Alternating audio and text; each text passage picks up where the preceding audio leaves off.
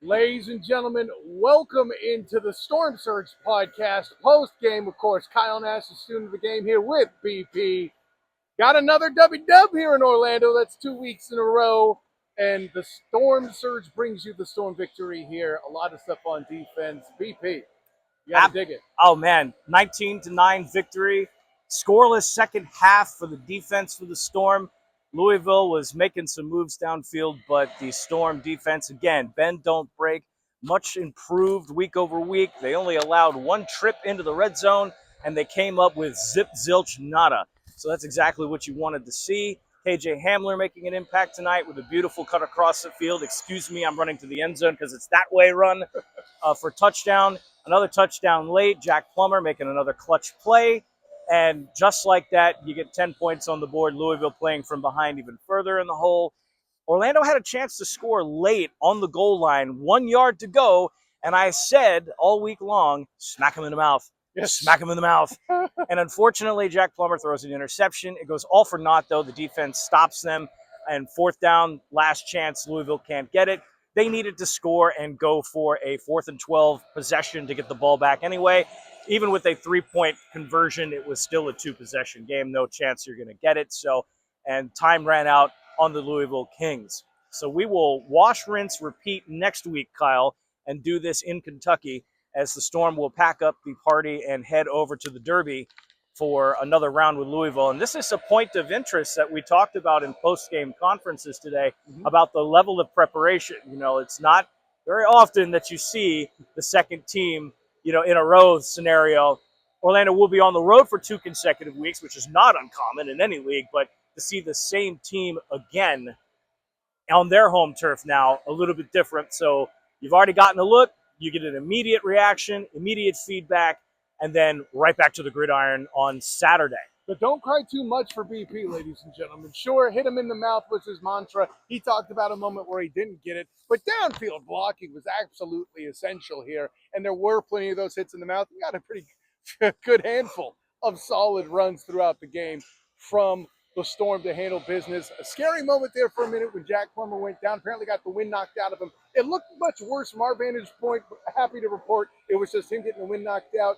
The concussion protocol met for a brief moment there. DTR's in the game, and then he's immediately out when they go and score their first touchdown. Yes, solidifying thing. This is the part where I'm going to tell the fans to slow your roll on this one. Right. So Anthony Becht knows ball, and he knows quarterbacks because he had one A.J. McCarron as his quarterback in St. Louis, who is now the head coach of the Birmingham Stallions. So you got to trust the process on this one. And although the fans over there in the eye wall, I'm calling them the eye wall, they call them the storm wall. It's the eye wall. It's the eye wall. It's the eye wall. Even though the fans were chanting DTR, DTR, from our vantage point after he was walked off the field after throwing a intentional grounding pass to somewhere near Maitland and possibly Titusville. Yeah, that is the direction of Maitland. Yeah, he was nobody near that end zone. And an obvious grounding call on that one. And then DTR was given the hook. Plummer was back and engaged, and then, you know, they continued marching down the field. So now we kind of know the answer to the question why DTR isn't the starting quarterback in Orlando. It's because he didn't show enough to be the starting quarterback. Now, Plummer is not perfect. We see this already. And he even said it himself today post-game that they left meat on the bone, and they sure did tonight.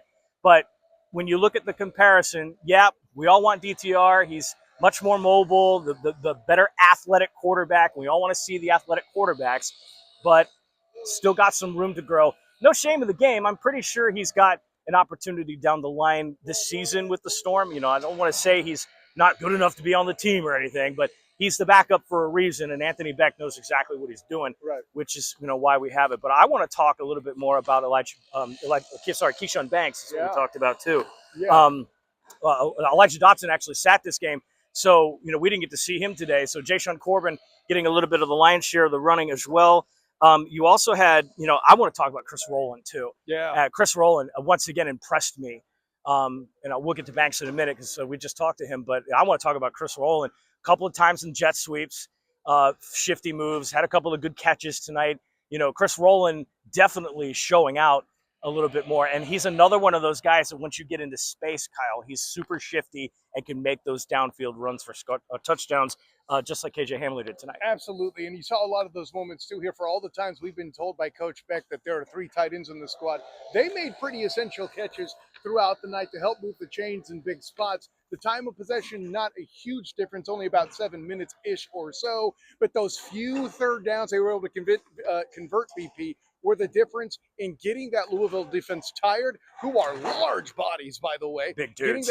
Getting that defense tired. Some big boys. And then putting them in position to kind of be tired and put themselves on their heels when they started to go up tempo. They had too many men on the field on what was a close play. So even if Jack Plummer didn't get the 4th down on the sneak, they had it anyway on the quick tempo where they got Louisville tired. And I can imagine Coach Chris Redmond will be talking about that with the Kings over the coming week. Plummer gets the 1st down on the twist and roll anyway, but Louisville had like 17 guys on the field as they were transitioning. Oh, they didn't pay any attention. Plummer's trying to tell his guys to get up the line and snap the ball. He twists and turns, gets the yard anyway, but then they call it on the penalty. So, good call. We were calling for it too. They reviewed it, and got the penalty right at that point. But and I know you want to say 1,000 IQ for Jack Plummer there, but let me get into the guy you brought up earlier who had a butt ton of 1,000 IQ. Listen, he wasn't going to give us the playbook when we talked to him just moments ago, just outside the media room there. But Keyshawn Banks doing things to find his way to the ball,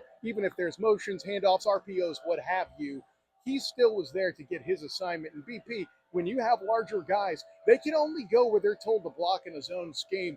And that means if you have the opportunity to read and see, Elijah Banks was there to handle the business. Absolutely. He did a really good job getting into the backfield. Keyshawn Banks. I said Elijah Banks. I said Elijah There's Banks. So many Elijahs out here. I know. They're all and like I said, Elijah Dotson was inactive this week, and he was missed, in the running game for and then sure. Elijah Badger and makes Elijah Badger. We've got here Elijah. Banks. The prophets Elijah. We're doing wonderful things tonight. But Keyshawn Banks again in the backfield. A couple of great defensive plays, a couple TFLs.